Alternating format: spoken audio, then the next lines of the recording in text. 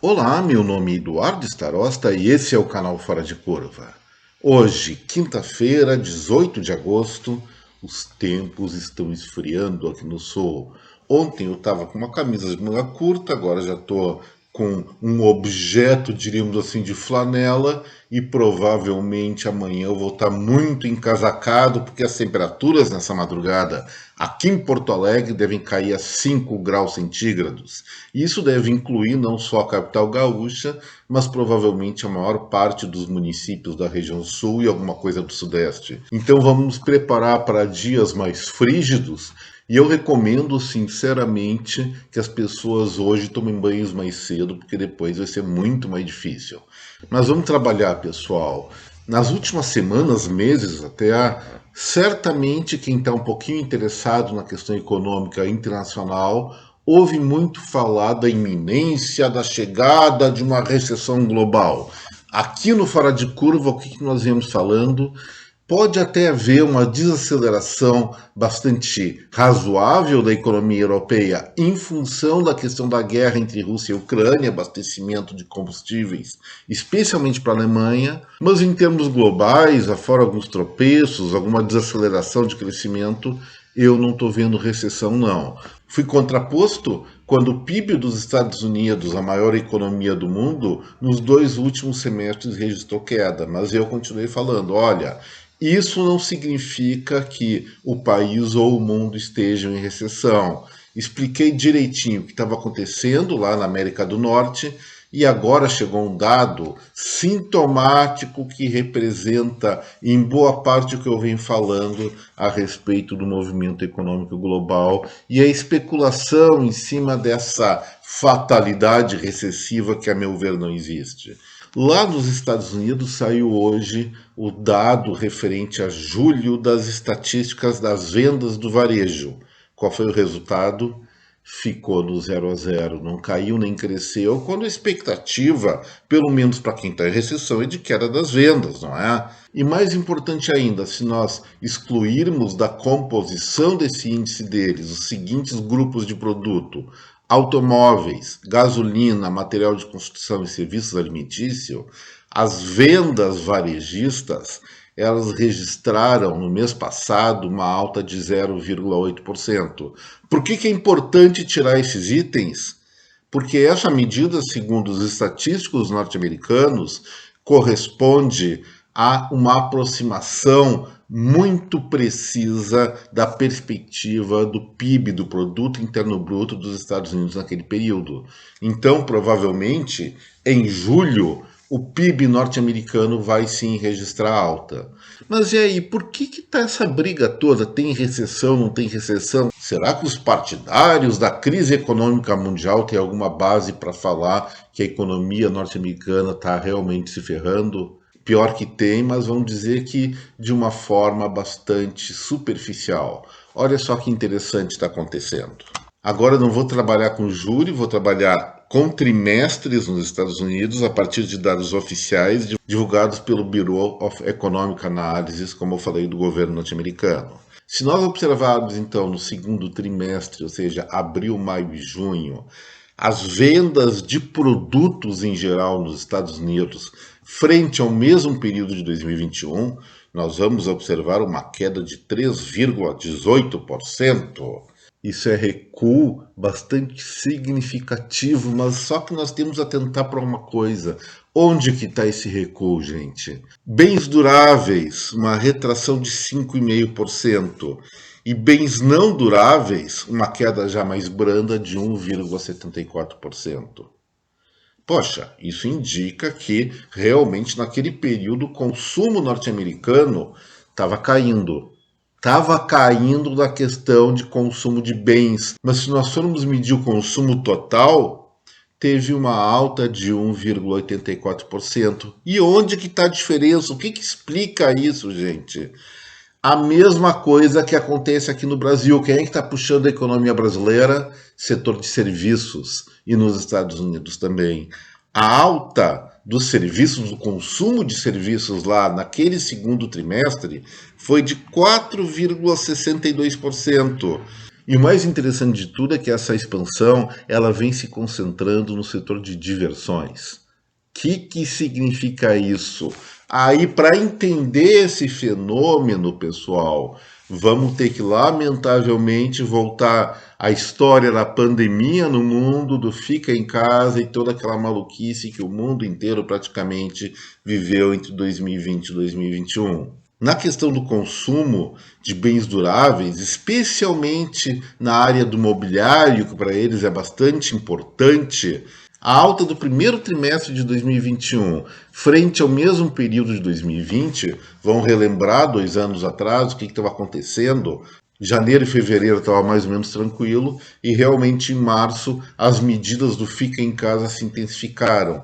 Já no primeiro trimestre de 2021 estava se consolidando lá nos Estados Unidos, em vários lugares do mundo também, a ideia de um trabalho em casa que tendia a permanecer por mais tempo. Aí o que aconteceu? O consumo de móveis e produtos para fazer móveis em casa, já que os norte-americanos apreciam muito a bricolagem, faça você mesmo, aumentou 22,9%, segundo trimestre 24,5%, terceiro trimestre de 2021 5,9%, no quarto trimestre 6,2%, daí entra 2022, as pessoas liberadas, estão de saco cheio de ficar em casa, querem mais voltar a trabalhar na rua, começa a cair as vendas desse tipo de produto. Já no campo dos produtos alimentícios, a explicação é de mais curto prazo.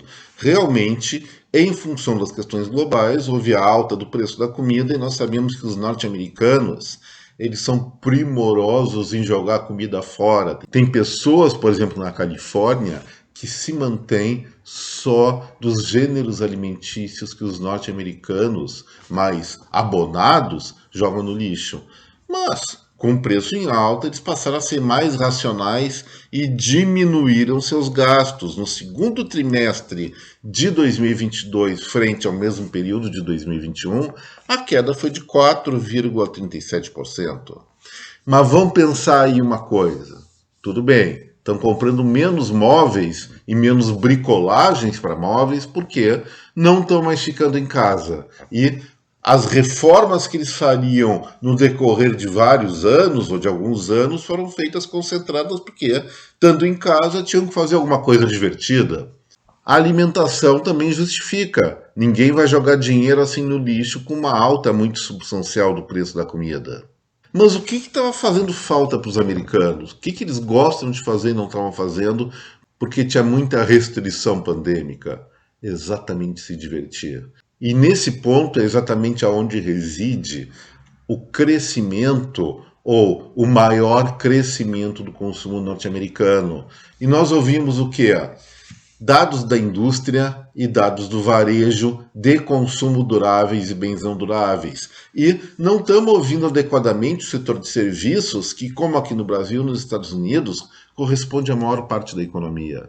Então, os norte-americanos estão consumindo sim, mas até em função da busca de um novo equilíbrio depois dessa maluquice pandêmica, agora eles estão bombando mais no setor de serviços. Isso não se reflete de maneira tão objetiva, tão rápida assim, nos indicadores do dia a dia, apenas quando saem as estatísticas de consumo dos Estados Unidos. Então, pessoal, mais uma vez, não vão ficar muito preocupados com esse fantasma de depressão econômica mundial, porque isso me parece mais ou falta de informação ou especulação um pouco malandra para pessoas que querem comprar ações na baixa e depois vender na alta. É assim que funciona o mercado, apesar de que eu tenho que alertar para vocês.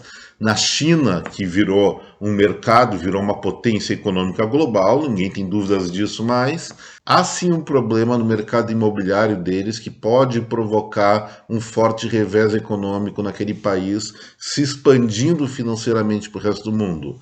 Mas nada que vá provocar o que estão falando por aí de grande flagelo de depressão global. E voltando ao tema da diversão, que realmente está fazendo com que a economia norte-americana mantenha sua vitalidade, vamos sair um pouco dos Estados Unidos e ir para a Finlândia.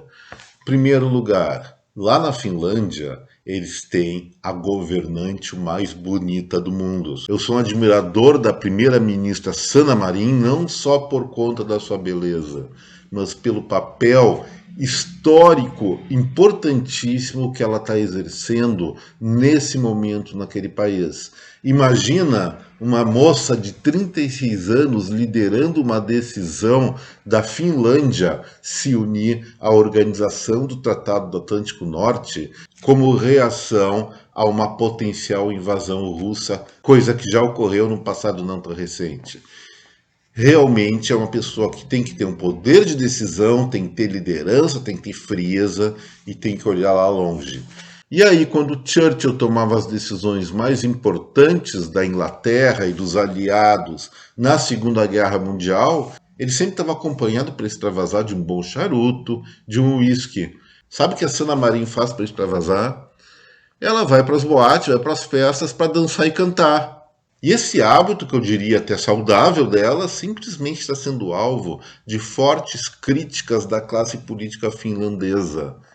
Gente, política partidária é a mesma porcaria em qualquer lugar.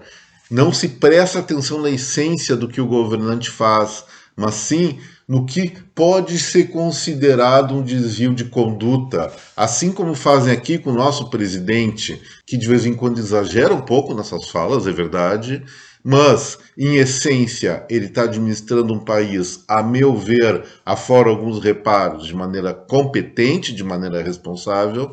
Lá na Finlândia acontece a mesma coisa. A Finlândia simplesmente entrou em crise política porque a Sanna Marin saiu numa noite livre para dançar e cantar. Então, gente, repetindo que política rasa ocorre em qualquer lugar do mundo, Fora de Curva de hoje fica por aqui. Né? Espero que vocês tenham gostado desse vídeo. E se gostaram, não esqueçam, por favor, compartilhem esse material com a sua rede de contatos, deixem seu like e se inscrevam aqui no nosso canal. Muito obrigado pela atenção, um forte abraço a cada um de vocês, até breve, tchau!